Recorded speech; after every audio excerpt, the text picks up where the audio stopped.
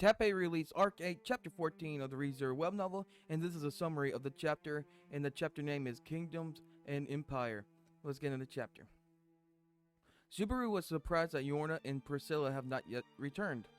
He is surprised that they still decided to leave the capital city. He asked for confirmation from Abel, because Subaru knows he has some kind of connection to Priscilla. You know how rude you speak to your excellency. Goss shouted and said it was natural to leave the city during the situation. Vincent stopped and God's face turned red. Abel confirms that staying in the capital is equivalent to dying right now. Surprisingly, Emilia spoke to Subaru and said that Pris and Yorna are incredibly strong and that they also have the power to influence others. Apparently, Yorna's soul marriage is still working. Subaru also learns that Priscilla has soul marriage too. Anyway, I don't understand Naka's impression of Priscilla Sama, but she is a user of the soul marriage technique. I saw it with my own eyes. Subaru learns that Schultz is connected to Priscilla with soul marriage, and that Al stayed behind in the capital. He did not get on the dragon carriage and decided to search for the princess alone. Heinkel and Al Priscilla are missing with Schultz is safely resting in his room on the dragon carriage. Subaru is disgusted hearing about Heinkel and asks why he is in the Empire, but others tell him that Heinkel is missing too. Odo speaks next, and they said the group originate from the kingdom and their goal has been reached. If they get to the forfeited city, they will go north and return through Lagunica through Kiriagi. Subaru and Emilia were outraged hearing that from Odo. Ram agrees with Odo. Dudley, do you agree with your wife?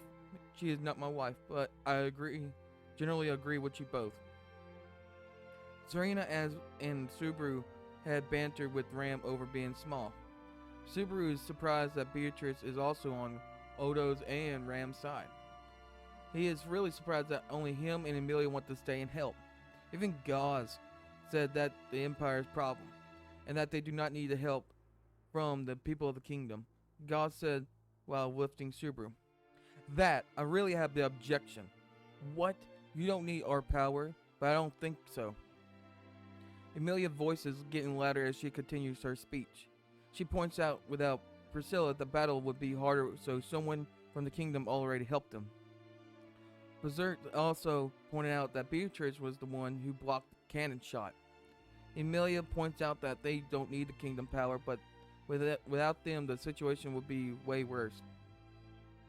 As General Gazu said, this is an empire issue.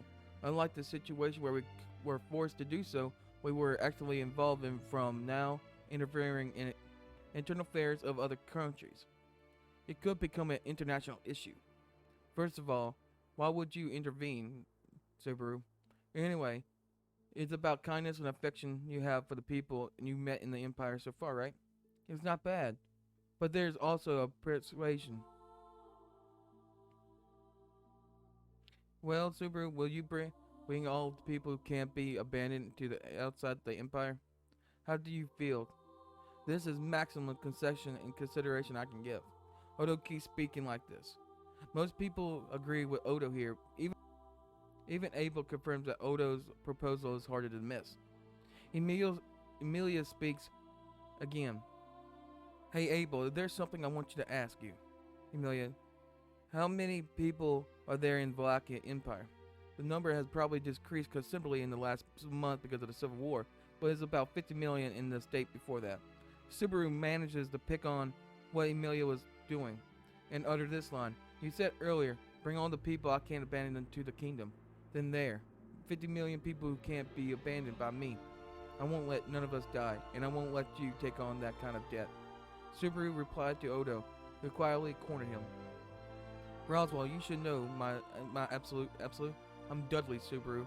That said, it would be a little too dishonest for me not to nod in response to your question, as I absolutely have high expectations of you. Emilia is trying to convince Ram, but she only cares as long as Ram can be brought back safely. That is compromised. She reached and Emilia hugged her happily. Odo once again said that Subaru ideas are not profitable and dangerous. You said there's no profit. Abel interjected and asked what would happen if there was some profit. Odo said that even with the reward is not worth it. I formally request the cooperation of the royal candidates of the Kingdom of Lagunica.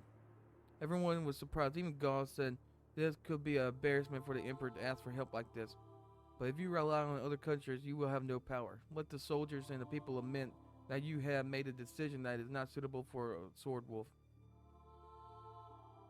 Will the prestige be overshadowed? It's a silly concern. Abel corrects gods that victory is all that the empire needs right now and wants.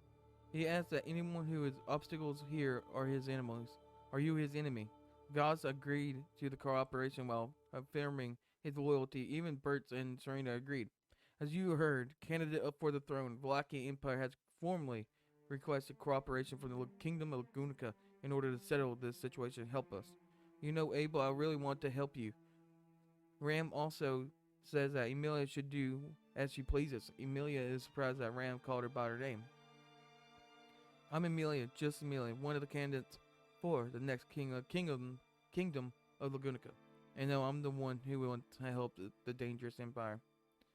Emilia agrees to the formal request. Let us help you. Emilia and Abel shook hands. This was a historic moment of cooperation between kingdom and empire. Odo is a bit mad about help here, but let it go. Because all of this just a trick to make a spectacle in front of an emperor. So the entire Emilia camp just acted as Subaru's opponents so they could get the result. Subaru felt betrayed by his friends who all acted against him here. Jokingly said he can't trust none of his friends anymore, except Tanza, Cherdrak, Emilia, Flop, Medium, the entire Pleiades. Suddenly, applause resounded in the room. Well, I've seen something really funny. Wow, that's a big deal. Ah, sir, I clapped my hands even though I wasn't called. I have a bad habit of giving praise when I found a child who deserves the praise. A black dog man who is nearly 2 meters tall and has a black body hair has a charming expression that smiles openly. I'm Hailbel. Can I say hello for a moment? In the chapter ends there. So Hailbel makes it into the scene. So Hailbel is in the scene now. I wonder what's going to happen with Hailbel. This is going to be very anticipated. And oh my god, it's going to be so intense. But also, we just reached an agreement with the Kingdom and Empire. What's crazy, Abel asked for help. What great character development. Because you don't ever expect Abel to ask for help. He asked for help twice. And we shook on it. And my goodness, what a historical moment for these two kingdoms. Abel, great character development for asking for help. Also, it was basically a ruse. So they all acted like Subaru's friends in the Emilia camp acted like it was their opponent, like, hey, I'm not doing this, we need to go. And to find out it was a ruse the whole time. It was just a facade just to get the result what they wanted. Great touch by them. They're getting smarter and they're working together, and that's what makes the Emilia camp really good. Subaru didn't even know the plan. I bet Emilia knew the plan the whole time. Subaru didn't. And Odo just selfish. Odo can be that guy sometimes. If it's not for profit or it's too grave of a risk, he wants to go somewhere else. So Odo's still there mad, but he just got to get over it. But really good chapter. Great character development. This is basically a character development chapter. It was really good. But tell me what you think in the comments down below about this chapter, and I'll see you in the next chapter.